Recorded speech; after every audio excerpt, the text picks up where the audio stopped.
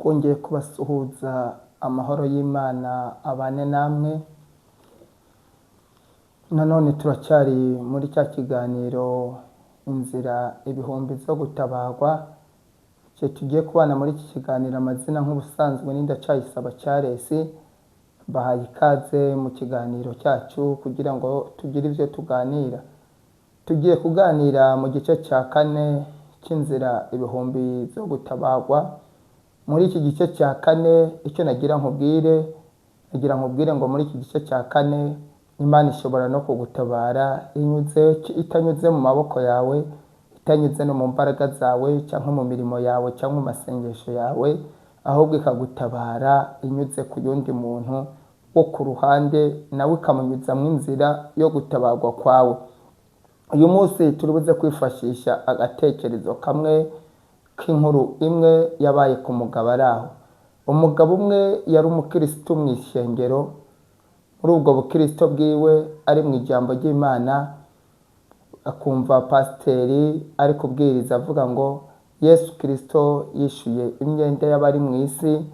Umugabo yari yarazahajwe n'amadeni, yarahize ko yayishura byaranze, ariko muri cya gihe pasiteri ari kubwiriza avuga ngo Yesu Kristo yishuye imyenda y'abari mu isi, abwira Imana, arayibwira ati Imana, Yesu Kristo niba yarishuye imyenda y'abari mu isi, kuki atishuranye n'iyanjye k'amadeni amereye nabi, abanyishyuza, abangirira nabi, bashobora no kuzamfunga bamereye nabi.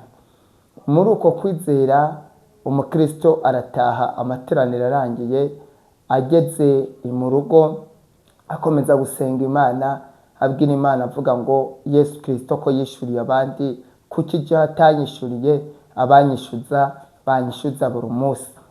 Muri icyo gihe Imana iza gukora igitangaza kimwe kidasanzwe, igikora mu nzira atateganya nawe ko Imana yakora mu gitangaza. Umwe mu bo yari afitiye imyenda, muri icyo gihe Imana iza kunyuza inzira yo gutabarwa muri umwe mu bantu yari afitiye amafaranga menshi, ndetse niwe yagirira ubwoba buri gihe yumva ko azamuhemukira. Wa mugabo igihe kimwe bahurira mu muhanda ari kugenda yigiriye mu kazi, aramufata amutera ubwoba, ndetse amwambura n'akagare yari afite, aramubwira ngo utamaye amafaranga yanjye n'ibindi byose tuzahora duhura ufise mu ntoki nzahora mbikwambura mbigutwara kugeza igihe amafaranga yanjye azashirira. Umugabo ataha mu rugo n'agahinda, agenda arira cyane avuga ati Yesu, kuki wishuriye abandi ariko jewe ntiwanyishurira imyenda yanjye, urabona nzabasha kuyishura gute?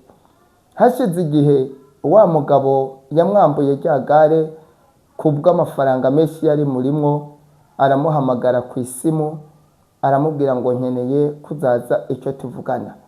Umugabo agira ubwoba cyane, amaze kugira ubwoba cyane aragenda aramwitaba. Amaze kugenda kumwitaba yari afise ikibazo, avuga ngo uwo wari buhave ashobora no kuza kumfunga. Ageze imbere ye ahubwo abona wa mugabo ari kumurebana ijisho ryiza, amurebana ijisho ry'imbabazi, biramucanga, ananirwa gusobanukirwa ikintu kiri kuba.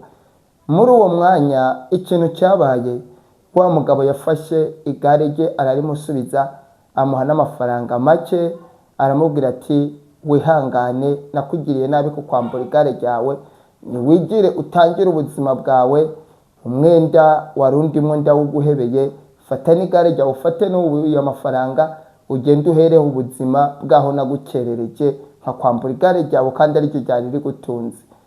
Muravyumva nk'aho hantu Imana yanyuze ahantu umuntu atateganya ko Imana ishobora kunyura imutabara.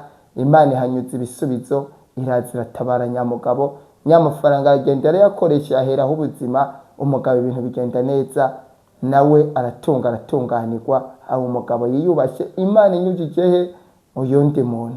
Imana rero muri za nzira z'ibihumbi ifisemo inzira nyinshi, ishobora kutayinyuza mu byo twahereyeho bwa mbere tuvuga, ikanyuza no mu bandi bantu, ariko ugatabarwa. Icy'ingenzi no kutabarwa. Mwakoze cyane rero, mwe twari turi kumwe muri kino kiganiro.